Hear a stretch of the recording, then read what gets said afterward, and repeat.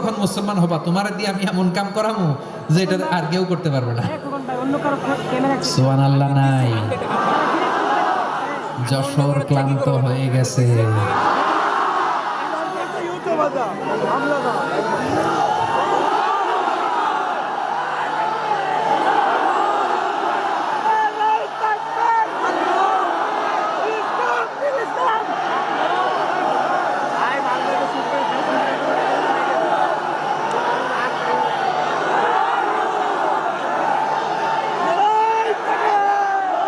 মাশাআল্লাহ, বসুন বসুন বসুন।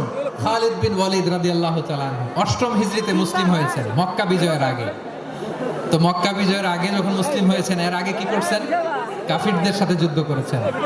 উনি উহুদের যুদ্ধে মুসলমানদের যে পরাজয় ভাব, কঠিন পরিস্থিতির মুখোমুখি ওনার কারণে পেছন থেকে এমন আতর্কিত আক্রমণ করেছে।